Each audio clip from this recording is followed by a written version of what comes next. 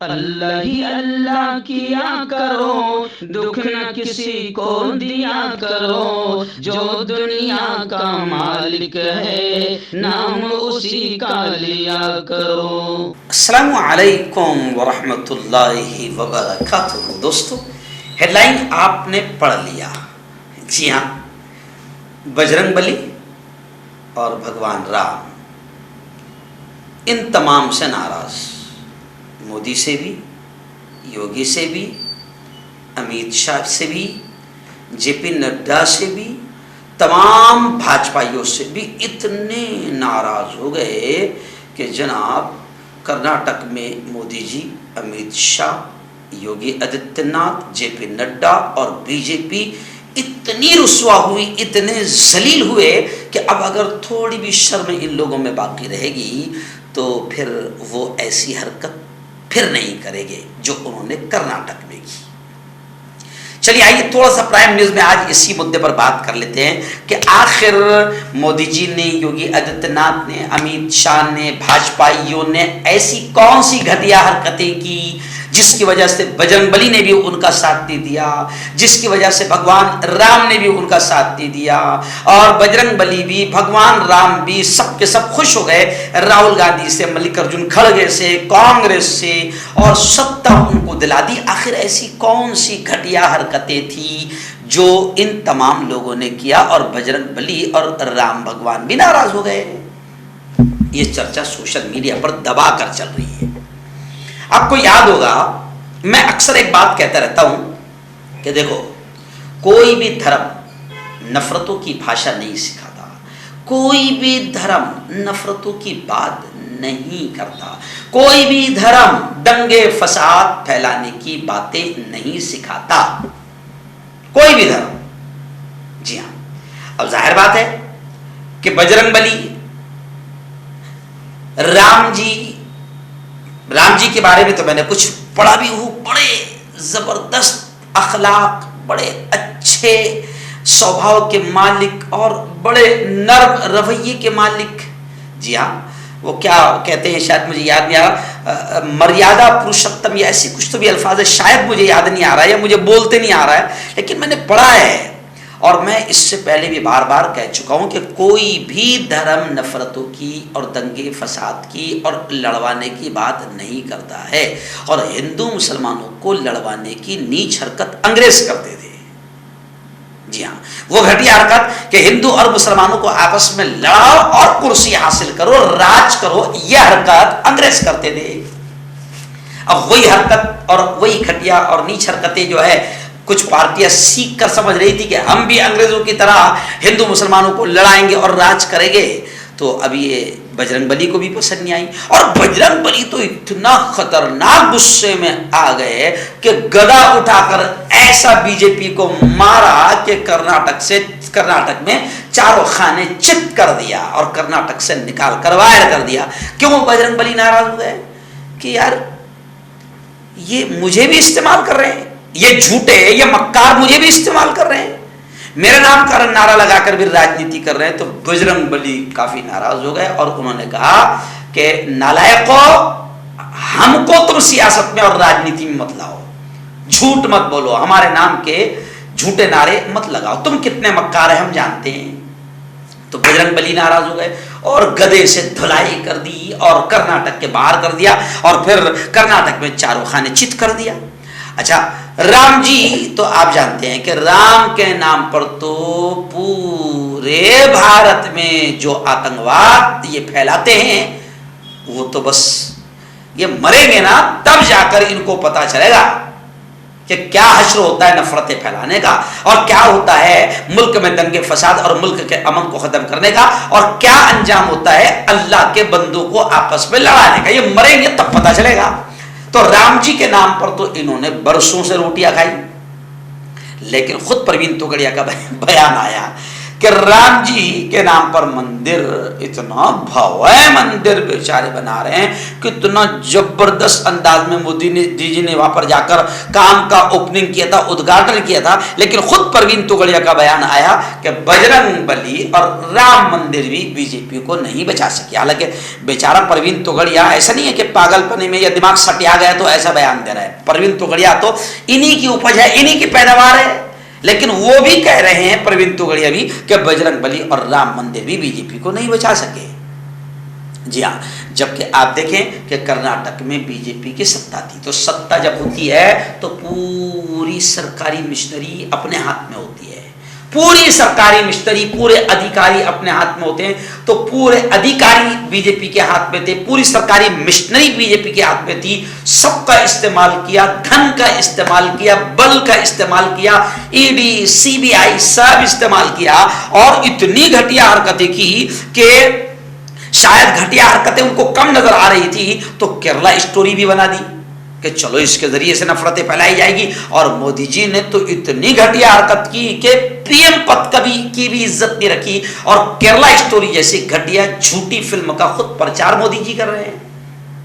जी हाँ, और अमित शाह इतने बड़े पद पर बैठा हुआ आदमी है, लेकिन वहां जाकर पहले जहर अगर किसी ने उगला, कोबरा सांप ने भी इतना जहर आज तक नहीं उगला होगा, इतनी नफरतें और इतना नुकसान मुल्क को नहीं पहुंचाया होगा जितना इनके बयानों से नुकसान पहुंचता। लेकिन वहां जाकर भाई बहना, सबसे पहले अगर हम आ गए तो मुसलमानों का रिजर्वेशन हम छीन लेंगे। ये जहर उगला था, ये बड़ा खतरनाक जहर है, कोबरा में भी इतना जहर नहीं है, ये जहर उगला था अमित शाह ने। और क्या क्या जहर उगला इन तमाम लोगों ने? द केरल स्टोरी, बहुत जहर उगला, मुसलमानों के खिलाफ नफरती बातें, लव जिहाद, जी हाँ, हिजाब, नकाब, इतना जहर उगला हिजाब के खिलाफ कि मुसलमान हजारों बेटियां स्कूल और कॉलेज जाना बंद कर दी इनकी वजह से। ये खुद तो जाहिर रह गए हैं और मुसलमान बेटियों को भी हिजाब के खिलाफ इतना जहर उगला कि कई हजार बेटियों ने इम्तिहान नहीं दिया, स्कूल और कॉलेज छोड़ दिया। उन्होंने कहा कि हमारी इज्जत हमें पसंद है, डिग्रियां हमें पसंद नहीं। उनकी भी बद्दुआएं बड़ी खतरनाक रही। वो बेटियां जो पढ़ना चाहती थी, मगर इन जाहिलों ने उनको पढ़ने से रोक दिया, हिजाब का नाटक लाकर और हिजाब की नीच हरकत करके उनको रोक दिया। तो उन बेटियों की बद्दुआएं भी इनको लगी, हलाल और हराम और हलाल मीट और बीफ और न जाने कौन कौन सी नाटक किया।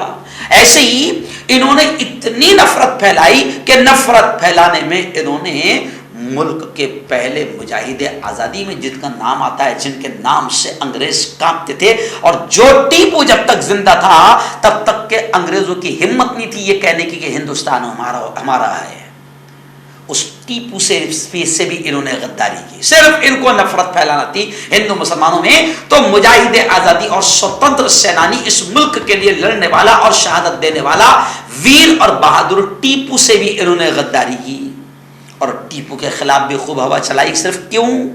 हिंदू मुसलमानों में नफरतें फैलाने। योगी आदित्यनाथ भी अपना नापाक बुलडोजर वाला नापाक इरादा लेकर वहां पर पहुंचे और जितना जहर उगलना था खूब उगला। लेकिन वो आतंकी बुलडोजर जो यूपी में चल रहा है, वो आतंकी बुलडोजर वहां भी कामयाब नहीं हो पाया।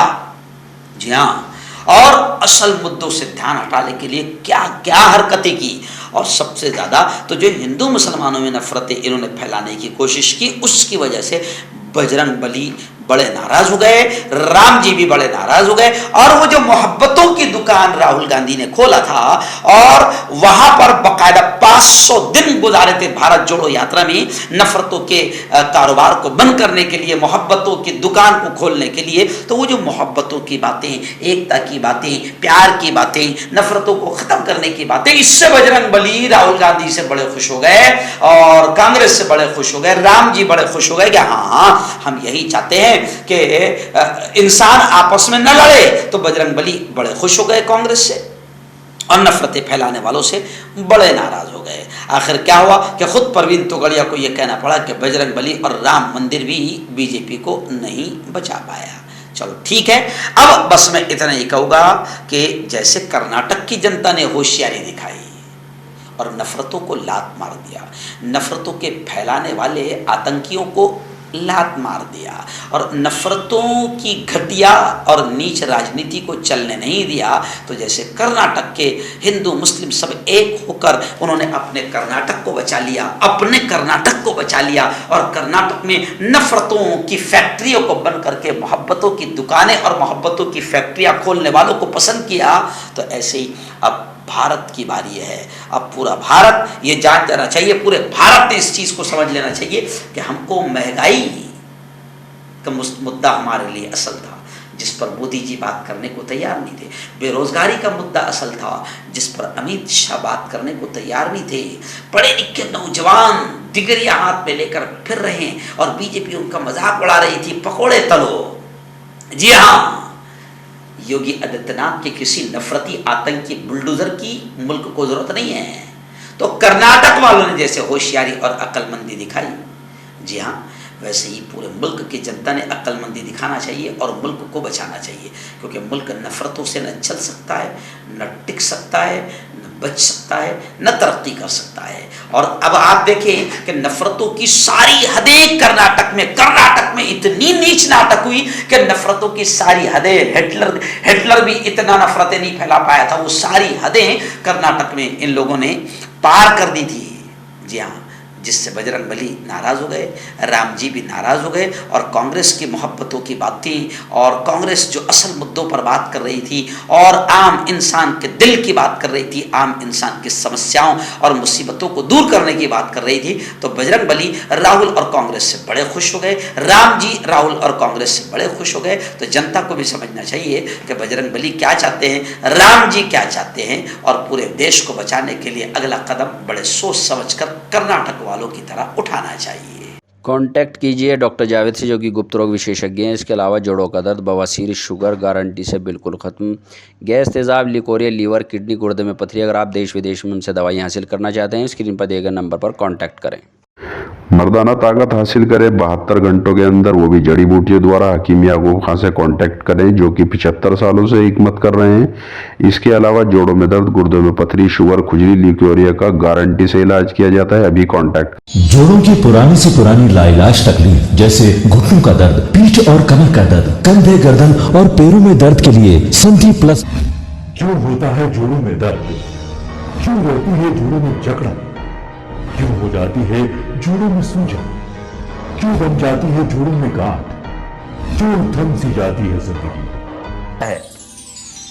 जोड़ों की पुरानी से पुरानी लाइलाज तकलीफ जैसे घुटनों का दर्द, पीठ और कमर का दर्द, कंधे, गर्दन और पैरों में दर्द के लिए संधि प्लस प्लस एक संजीवनी बूटी की तरह है, या यूं कहे कि एक स्थायी इलाज साबित हो चुका है। लाखों लोग इसे अपना चुके हैं और दर्द पर विजय प्राप्त कर चुके हैं। जब हम नियमित रूप से संधि प्लस प्लस से मालिश करते हैं तो त्वचा इसे तुरंत ऑब्जर्व करके जोड़ों के सूक्ष्मतम अवस्था में पहुंचा देती है, जिससे जोड़ों में ब्लड का सर्कुलेशन बढ़ जाता है और जोड़ों के मांसपेशियों में मजबूती आती है। आंतरिक सूजन समाप्त हो जाती है, जिससे दर्द में आराम तो मिलता ही है, साथ ही साथ जोड़ों में नई शक्ति भी आती है। हमारे ये प्रोडक्ट ना कि किसी बाजार में मिलता है और ना ही मेडिकल शॉप पे, इसलिए इसे पाने के लिए अभी स्क्रीन के नंबरों पे कॉल करें और ऑर्डर करें।